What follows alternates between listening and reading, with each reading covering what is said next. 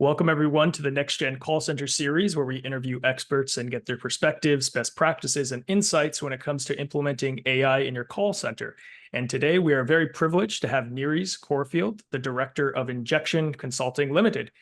She has about a quarter century of hands-on experience at some of the world's leading contact centers. So, Nerys, welcome to the podcast. Hi, thanks, Chad. Lovely to be here. Very excited.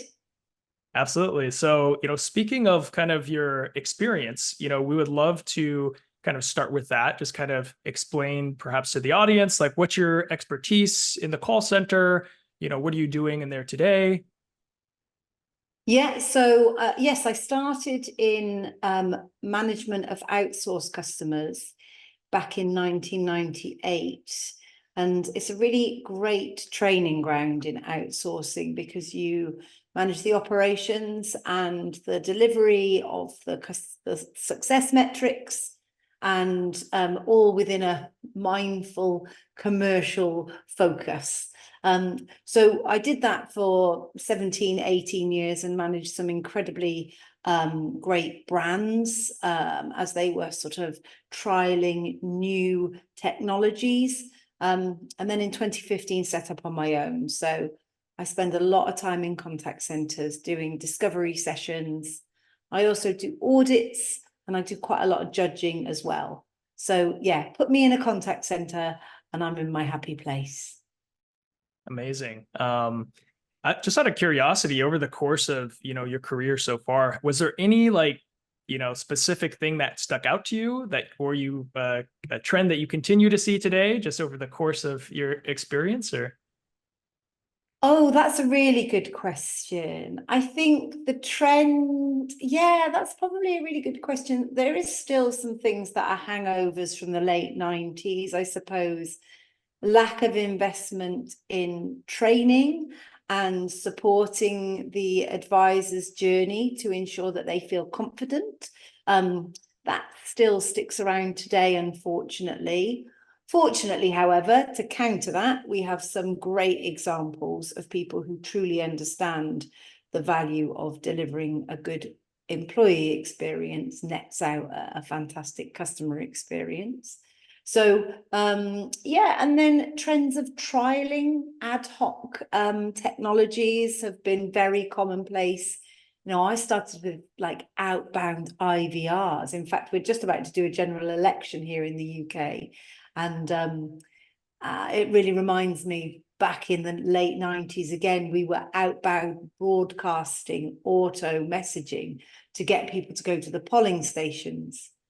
But we did so without much of a data focus. And so wives were having a go at their husbands saying, I didn't know you voted Democrat. So yeah, look, it's a very evolution, I think, and a lot of the metrics have changed, I suppose. I think I still go into centres very much where 80% of calls to be answered within 20 seconds and less than 5% abandoned is a sort of real focus. But there are other metrics that are now customer outcome, real quality of engagement, and that side of things that have really evolved over the last 10 years, certainly. Absolutely. So maybe the next question is actually a good segue. Speaking of trends, going into 2024, I've heard lots of different things from lots of different people in the industry. So, for companies leveraging call centers in 2024, can you share some dominant trends you see, either obstacles or opportunities, as you talk to industry folks here? Yeah, so we're at the top of a very noisy hype cycle, right? So, and the noise is very loud, which means it's a kind of good thing because I think it's a catalyst for most contact centers to really consider where they are, technology-wise, and if there are inefficiencies that perhaps this nebulous concept of generative AI can help support them with. So that is the big trend. And a lot of the reason for the appetite to deliver is because there's a real financial headwind. Interest rates going up means that wages are going up in line with that in most instances. And that means the cost of managing voice interactions continues to rise. And so if it's not necessary for an interaction to be managed on the voice channel, and it can be serviced more efficiently and effectively in a self-serve channel or a digital channel, then of course customers and businesses are very keen to pivot and move customers into that channel. So yeah, I suppose that's the big talking points of 2024. Definitely. And, I want to go back to something, I think you alluded to it in a previous answer, just kind of around training. And I know we had a chance to speak about it previously. So you kind of mentioned there is this like prevailing gap between ops and tech that, perhaps you've seen over the countless years. So I wonder if you could kind of speak to that. Yeah, so I suppose the point of which I come in to a contact center, they really are thinking about transformative investments into contact center technology. And oftentimes I do a full appraisal of where they are and speak to lots of different stakeholders.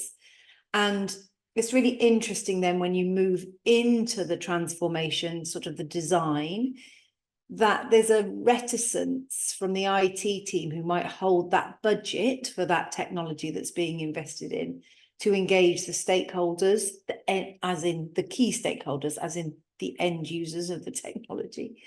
And I think that barrier and that silo is really detrimental to the overall success of a project. And there's loads of different reasons for that.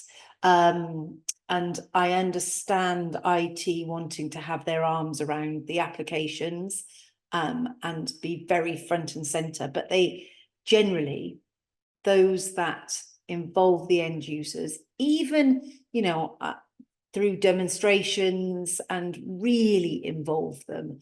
There's a good example of a customer at the moment whose sort of mantra is nothing about us without us, which is a lovely slogan from another use case, but it works so well in this instance because I think it's really important that if you're interacting with a system 50 times a day, that you feel invested in it, you understand why it was chosen, and it was chosen with you in mind. So the gap still prevails, but I think those that are doing it well have worked out a way to sort of come together and move forward as a unit.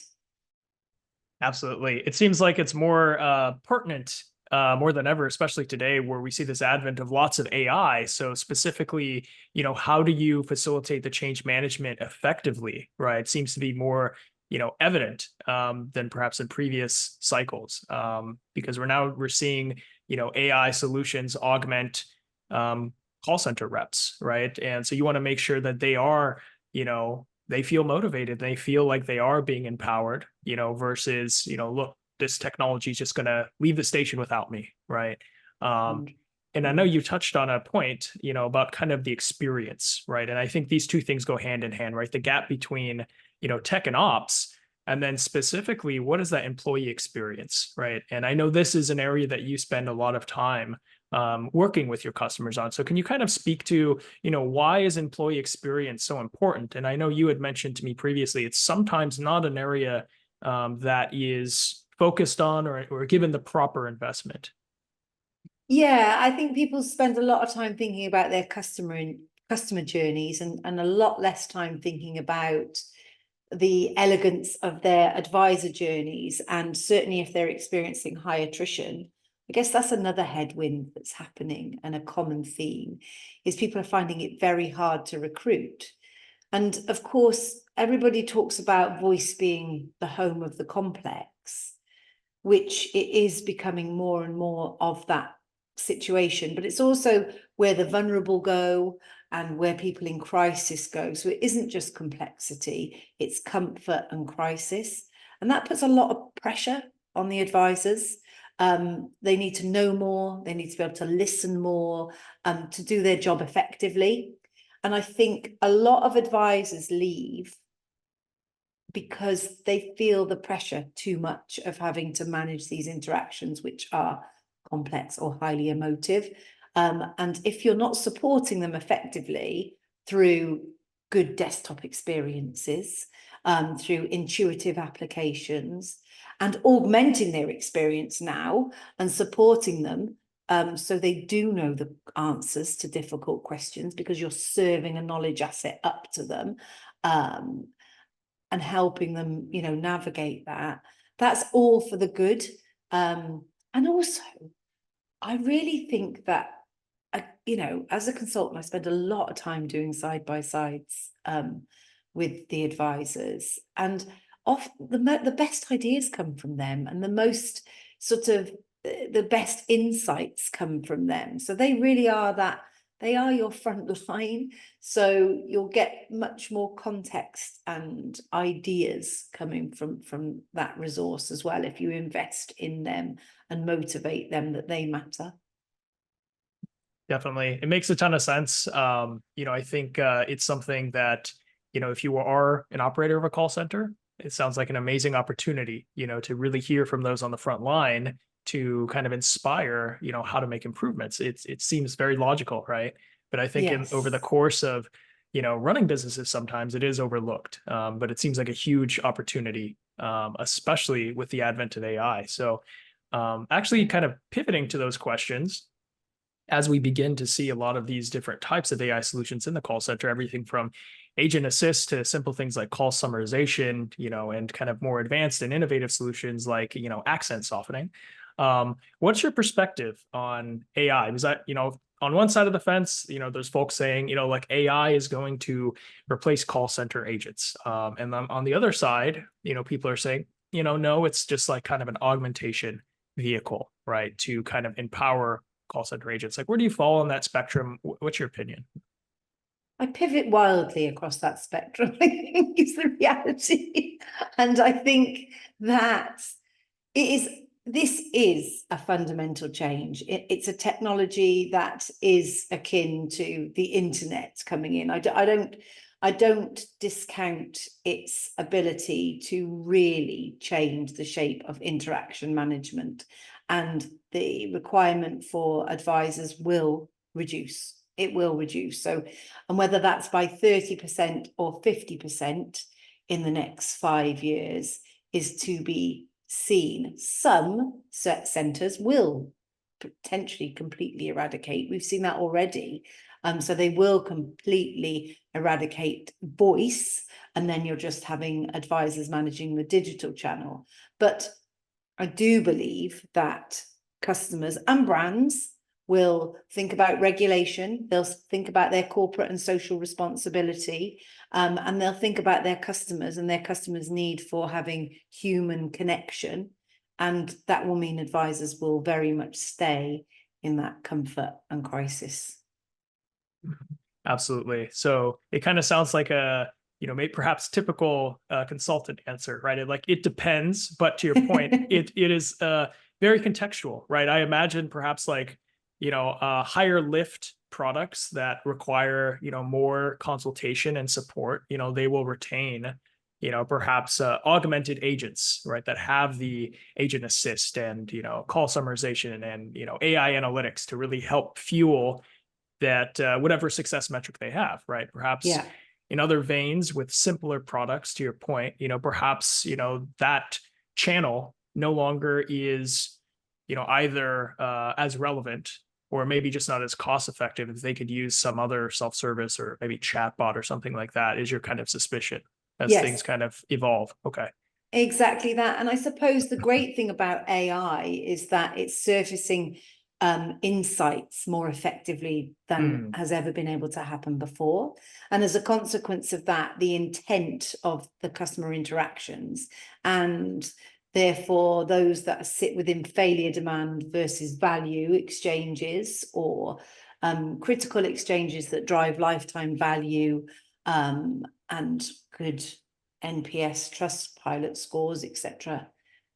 They remain, but you can and you should be looking to think about how you best service your failure demand channels through proactive interaction, and also how you can then sort of quantify and qualify it to the other parts of the business, so that they are very quickly changing the part of the process that's creating the demand. So yeah, I think it's an interesting time, and yeah, it is within context. So and that's valid. Yeah, definitely. It is very exciting though, right? Especially if you start to think about, for the higher touch, products or services, where there probably will always be some form of a human interaction. So I'm just thinking about like luxury brands like, I don't know, Cartier, right? You imagine like the degree of insight that a call center agent would know about this person, not only, proactively, but just being able to support someone that ends up showing up on the call. Like, what do they know about them, how you can support them. And I think a lot of AI will kind of elevate that customer experience to like these levels perhaps that are unprecedented, would you say? Yeah, yeah, definitely. People talk a lot about highly personalized management of customers, and there's evidence that customers want to be treated as individuals and not numbers.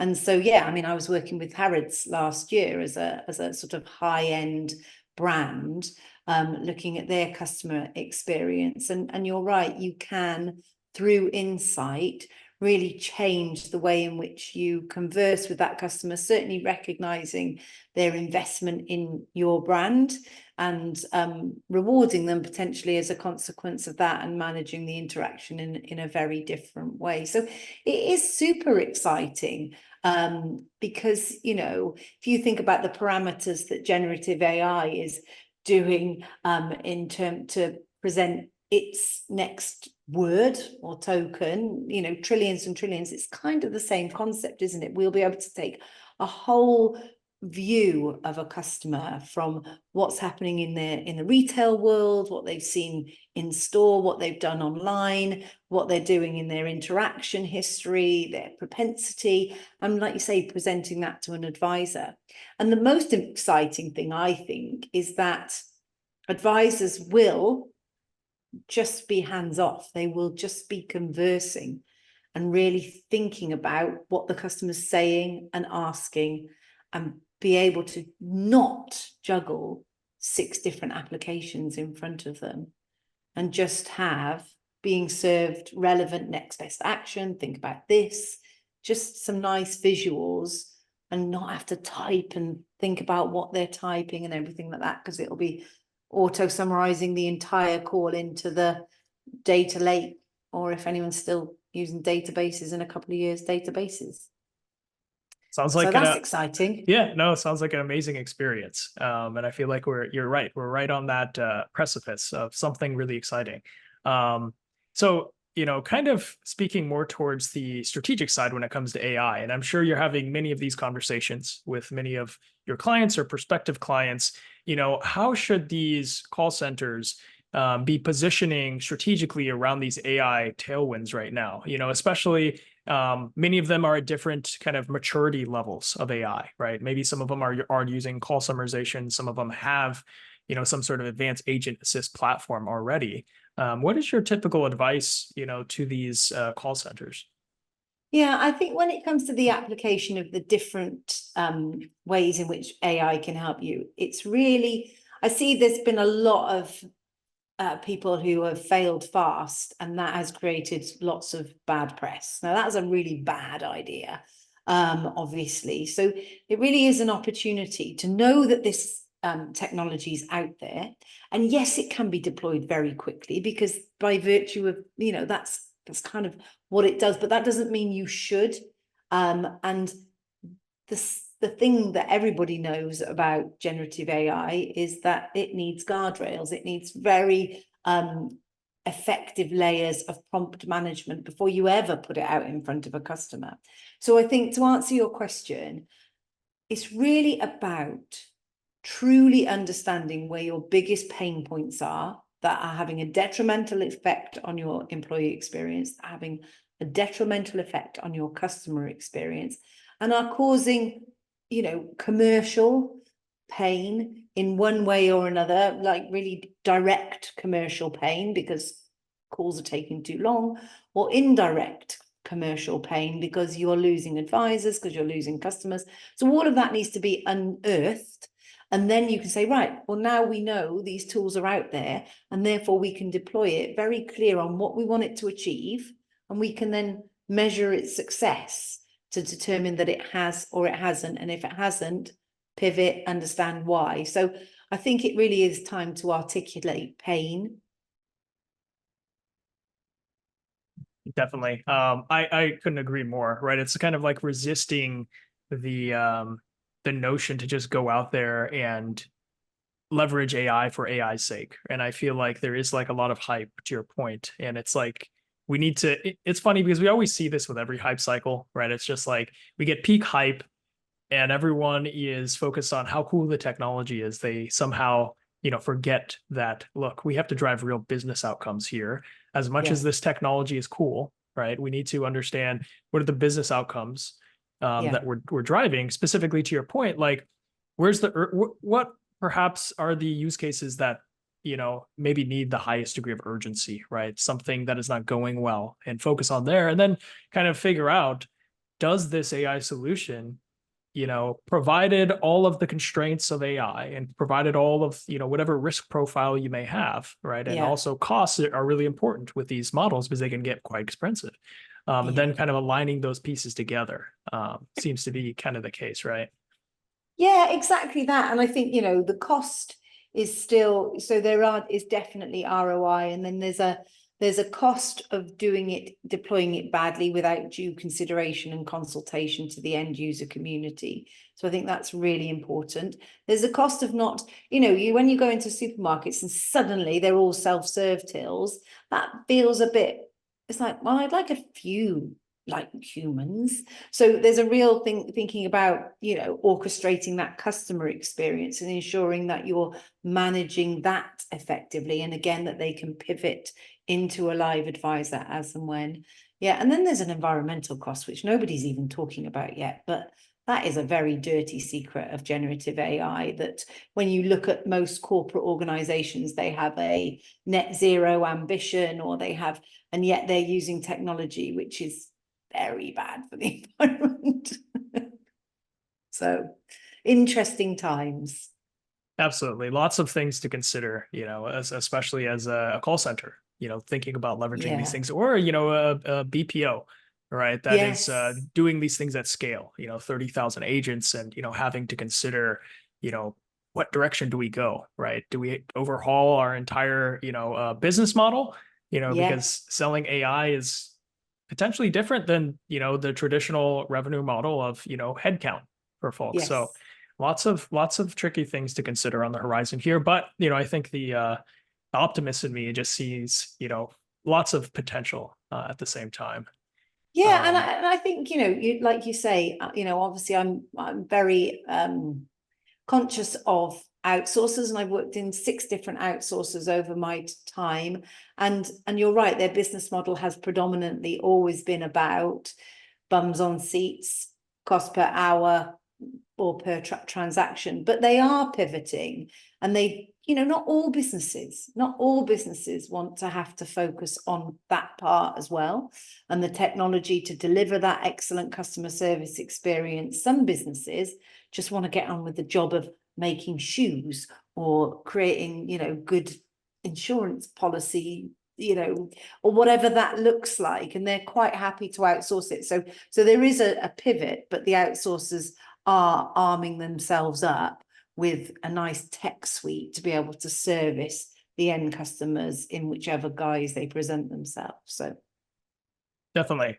So speaking of that, I know we kind of chatted a bit earlier about using technology to empower the agents on the ground.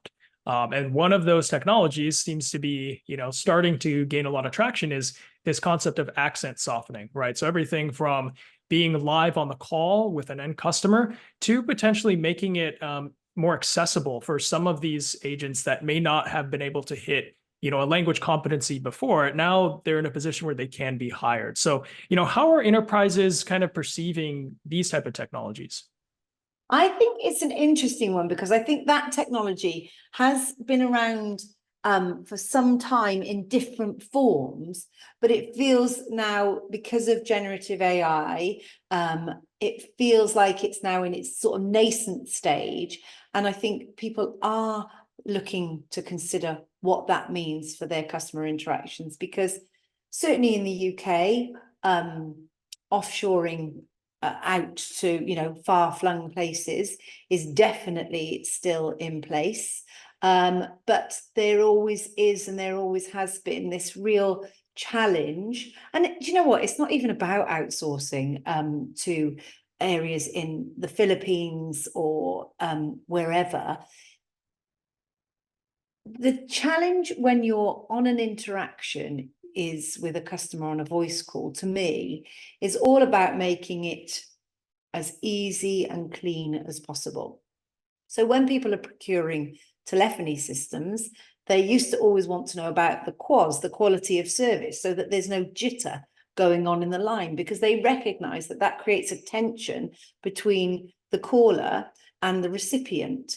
And it's exactly the same with accents. You know, I've got a friend from Sunderland, and I've got one from Glasgow. It takes me a while to attune my mind to get into their mode of accent, which is fine for my friends when we're calling to chat about the joy of teenagers, but it's not too fine when that instant barrier is put up because you're speaking to somebody whose accent you can't attune to effectively. So to me, you know, I'm working with customers who've got advisors out in India, and that makes sense because they're highly motivated, their customer services is on point, but the calls, there's a lot of, sorry, can you repeat that?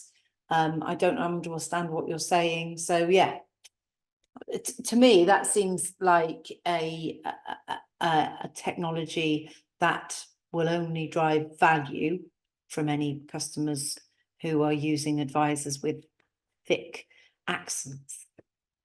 Yeah, I would agree with that. I think, you know, if we think about just like interpretability and understanding as like the basis for all human connection and understanding, right? It's like we think this technology, you know, has the potential to do that. I think also from like, you know, the agent experience side, I was thinking about this to myself. It's like they probably also get a lot of abuse. So if there's like a way to limit that, you know, in some capacity, I think it also kind of makes their experience a little bit better too.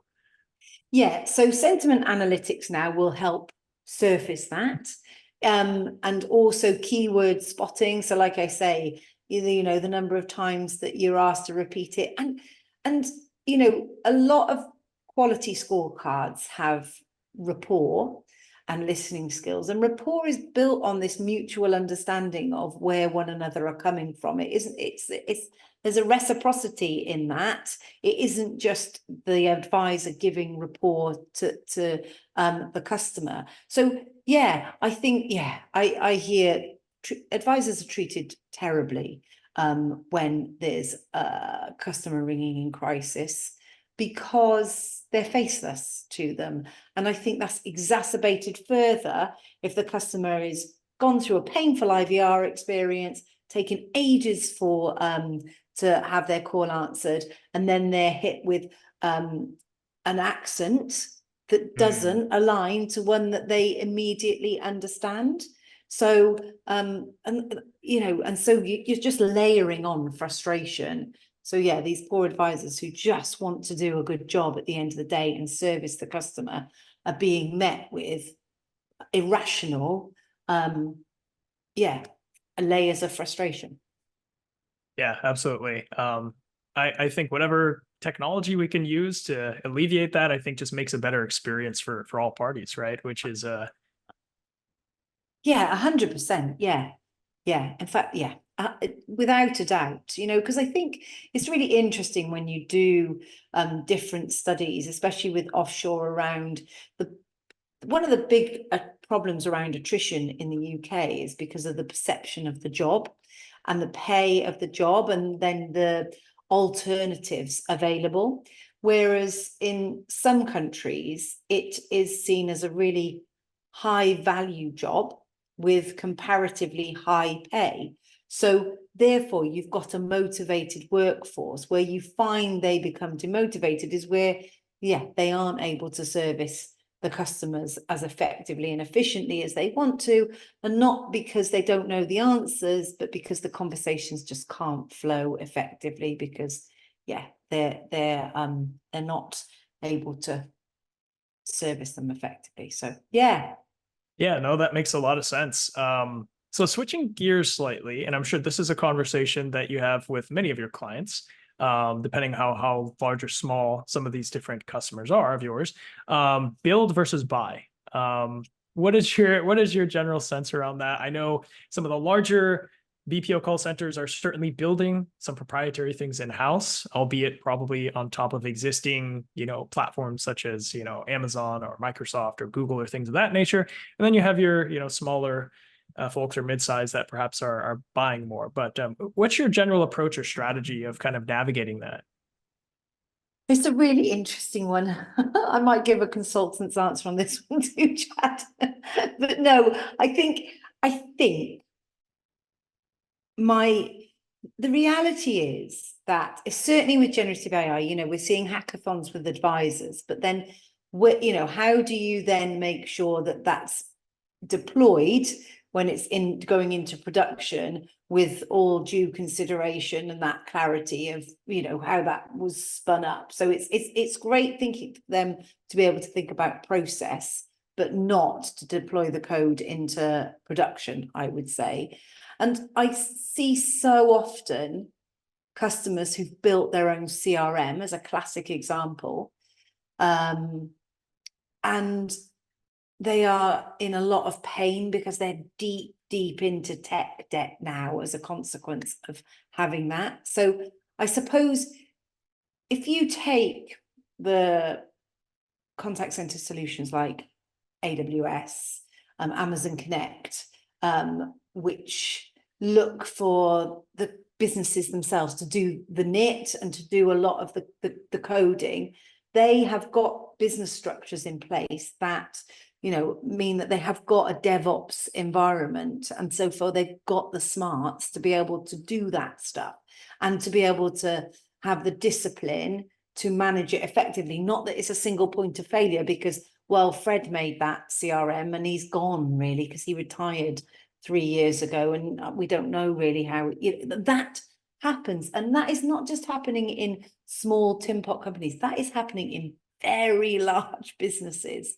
And so I think the long-term view has to be considered if you're going to build. Are you creating a single point of failure?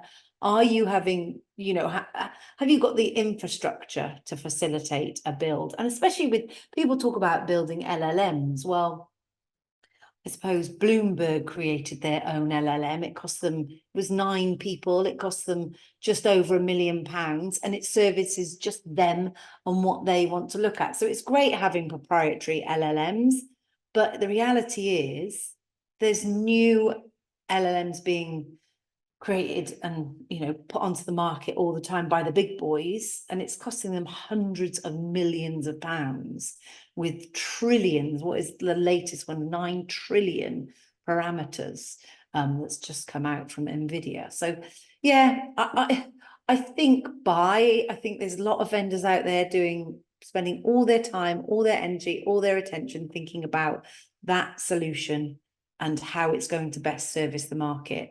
And I just think, why would you detract from your core business to go and build something when, there's plenty of clever people out there deploying it, especially now it's really easy to integrate, open APIs, all of that jazz. So I think my bias is towards buy.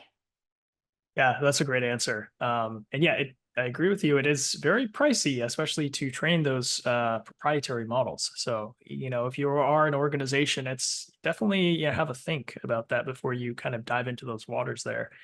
Yeah, yeah.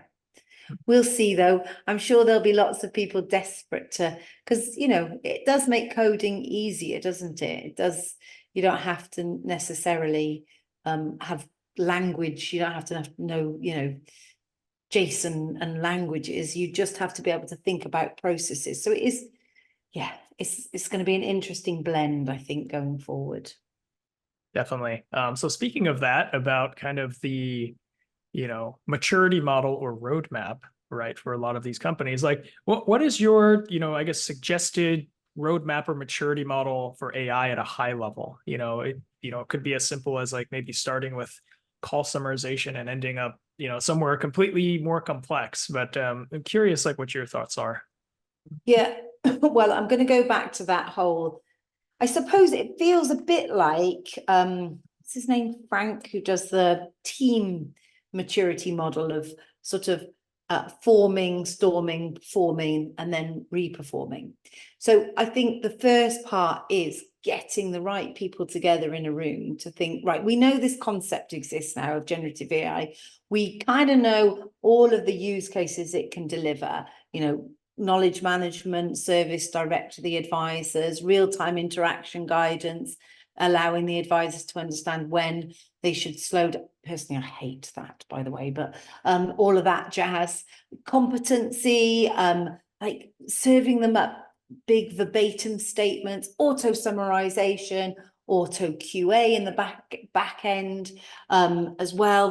That's seeing significant changes. So I think it's pulling all together, these people together, and saying these are the top line concepts of things that are very productized and that you can buy tomorrow. So then you again go back to, but where is your pain? Where is your path? Where do you want to take your customer journey? What is your channel shift objective? How much do you want everybody self-surfing? Do you want an Amazon model where 100% of your customers are completely self-serving and you are getting your brand equity through that ease of use? But you don't have any opportunity to, Amazon are lucky, aren't they? There's very few competitors that do what they do. But if you're an insurance company, can you afford not to speak to your customers for 4 years unless they bring a claims in? I would suggest, how are you going to deliver brand equity without servicing them at all on the voice channel and just giving them an app? So I think there's all of that to be considered about where do you want to go with your customers, what's right and proper, which of your customer profiles are right and proper to be serviced on a chat, on a channel which has got live advisors, either live advisors on a digital channel or live advisors on a voice channel. And then for the advisor experience, where's the pain? And then go into that sort of forming stage where you're trying things out and doing proof of concepts or proof of values, really clear on what value you want it to deliver, and then full deployment with a continual learning ethos to say, right, let's make sure that we've got the cadence and governance in place to have 360 reviews constantly. Is it still delivering? Is it still, how are the 3 key stakeholder groups feeling about it? And what are the metrics looking like against it? Because we've articulated where we want to go, and that's all underpinned by metrics. So I guess those are the stages. Storming, yeah. Forming, storming, and performing. Amazing. Thank you for sharing that. Yeah, that was very detailed and kind of, even for me, just wrapping my head around that entire end-to-end process. But you have a ton of experience. So Nerys, really appreciate your time today, and thank you for sharing all your insights and best practices with us here. Certainly, we'll have to keep up with you and perhaps have you on again in the future. So Nerys, thank you so much. Thank you, Chad. It's been a pleasure. Loved it.